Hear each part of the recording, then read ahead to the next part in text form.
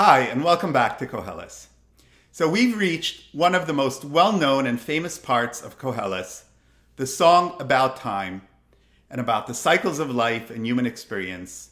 It's well known, it's discussed, talked about, sung, recited. There are even pop culture songs about the words of the poem. But what we're going to do is examine it closely, understand the overall meaning, and then dig a little bit deeper and really understand what's going on in these verses.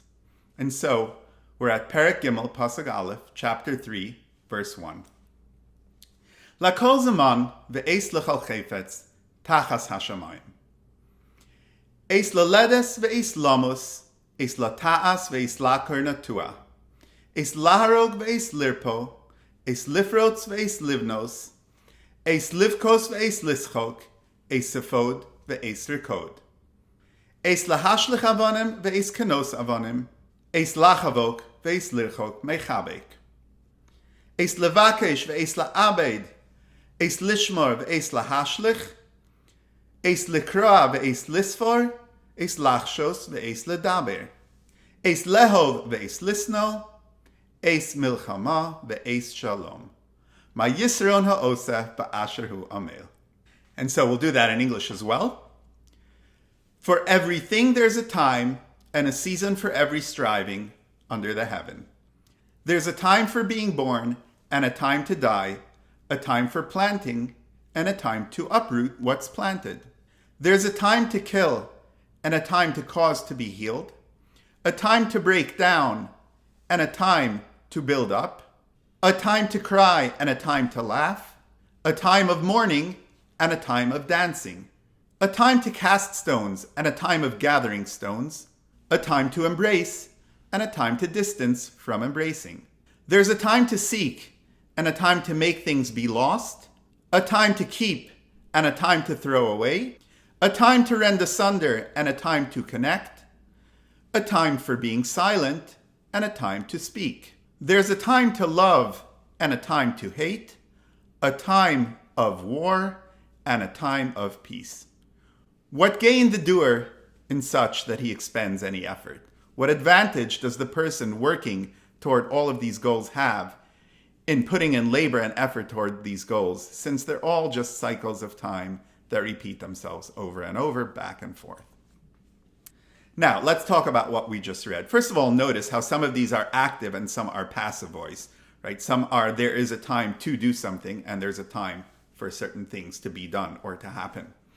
Some of them are also more communal, more community-oriented. They talk about what happens to groups of people, and some of them are more individual and personal. But let's discuss the meaning behind all of this. So first of all, there's what we all understand, the beauty of the poem, and it's about the experience of human life. It's all experienced in cycles. There are times for one thing and times for another. There are happy times and sad times. There are good times and bad times. There are times for different types of efforts and different types of experiences. And it's all a matter of going back and forth between these experiences and between these times, almost like a pendulum. There are cycles, and time and experience moves back and forth. It's never linear. It's never a straight line. It's never equal. It's never the same. It's always swinging back and forth between different types of experiences. And that's what everyone loves to read here, and that's what this is well known for. And it's a beautiful expression of these cycles of human life and time and experience. But since this is Kohelet, let's dig a little bit deeper and let's see what's really going on and what Kohelet is telling us. There's another thing that you see right here when you look at it for a moment. This is all about striving. It's all about the efforts that human beings expend towards goals. So if you wouldn't strive at all, if you would just sit in place, life would be completely meaningless and there would be no point to it at all. Every experience in human life involves purpose, involves goal setting, and involves efforts towards those goals. And virtually all of these items that are mentioned in the list in the poem all involve effort and striving, whether by individual humans or by community and the general population. They all involve effort and striving towards certain goals or reaching those goals and getting the accumulated results of those efforts. And that's what it's all about. It's not just experiences out there in the world, it's how we experience the world, which involves our effort and being goal-oriented and moving towards things through our experience in the world.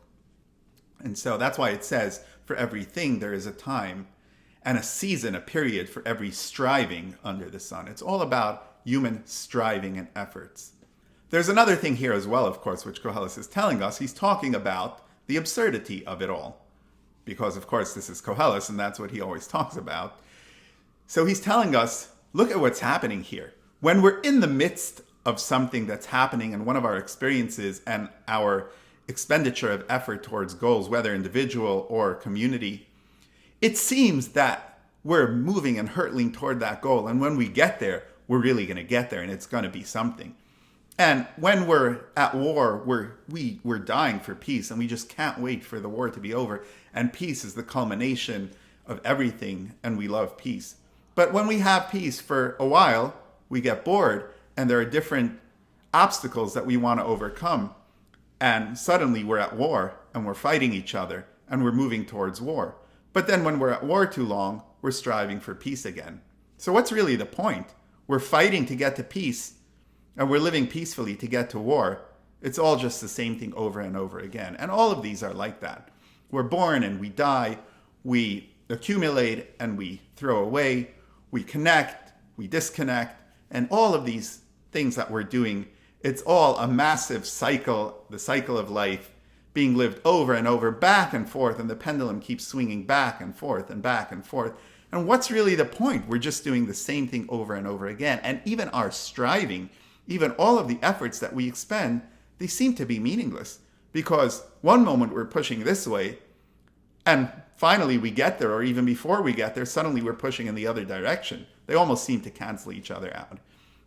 And so this is all about the absurdity of human life. And that's why the poem ends, Ma yisron ha'osa ba'asher hu'omel. What is the advantage of all of this striving and effort? What do we gain from it? We all end up in exactly the same place again. Now, there are some other interesting things to look at here too.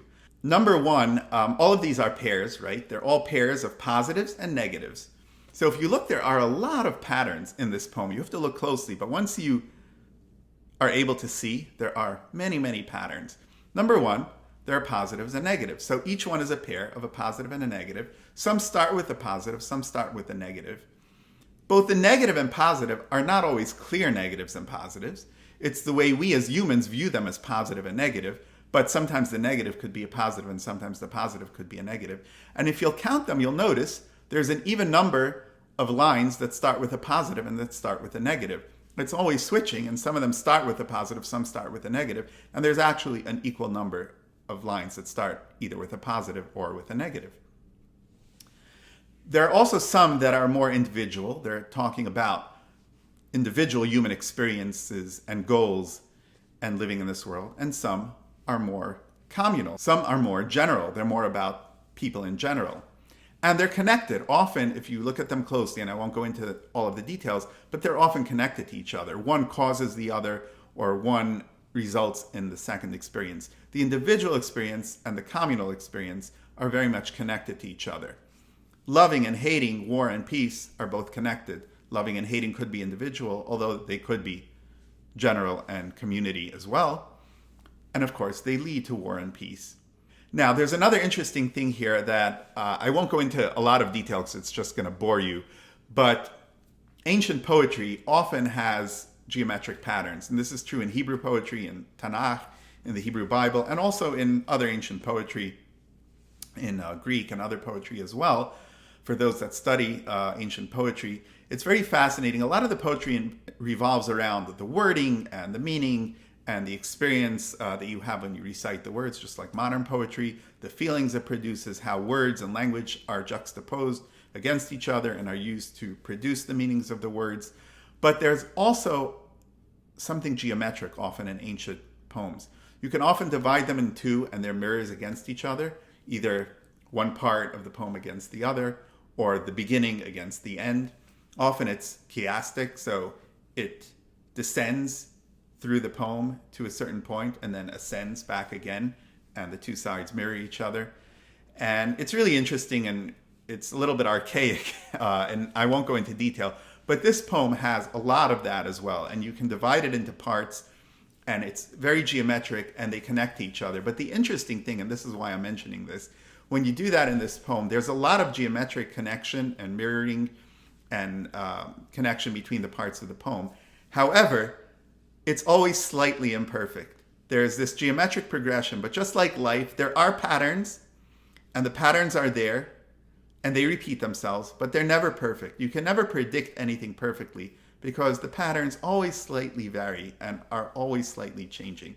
And here too, in the patterns in this poem, there are many of these patterns, and I can talk about it for 10, 20 minutes at least. It's fascinating when you look at it and you can see that it's intentional and it's in there, but you really have to know the Hebrew and understand what's being said and how it's being written. But the patterns are there, but they're never perfect. They're always slightly off, just like human life. There are always patterns, but they're always changing, and they're never exactly what you expect. Although they're there, and once you know them, you can use them to understand things. Okay, now let's talk about one other thing this week. So you might be asking, if you've been watching these videos, what is Kohelet trying to tell us? What is he doing? There never seems to be a point. There's never any final conclusion. There's never anything that's black and white. It's always back and forth. Look at it from this angle, but then look at it from the other angle. You think it makes sense, but then look at it more deeply, and perhaps it doesn't. But then you can look at it from the other side, and it seems exactly the opposite. And Kohelet is doing this over and over and over again. What is the point? When is he going to get to the point of it all? Is there going to be any conclusion? So I hope and I think that you can start to understand what Kohelet is doing here. There will be some conclusions to some extent. As the book progresses, you learn more and more, and you start to see things in different lights, and you start to understand certain forms of conclusions and certain new ways of seeing things. But really what Kohelet is doing here, and this is what one of the best parts of the book, Kohelet is taking you on a journey. He's taking you into his mind, into his self. And he's never feeding you black and white answers for the most part. He's never telling you this is the question and this is the answer. But he's taking you along for the ride, and he's letting you play the game of examining these issues together with him. And as you do them, you begin to understand and see things through the lens of Kohelet. And the farther you move along in the book and in this examination, the more you learn and the clearer you see things. Paradoxically, the more muddled they seem, over time, the clearer they actually become. And as you progress through the book, and especially towards the end, you begin to learn how things that can be hevel, that can be meaningless in the beginning, suddenly through the meaninglessness, you actually find meaning.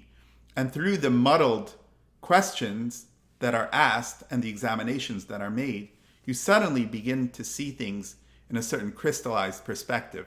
And you start to see the big picture, and things start to make more sense. And you start to be present, as they say, and to see things in a clearer way and to see the bigger picture.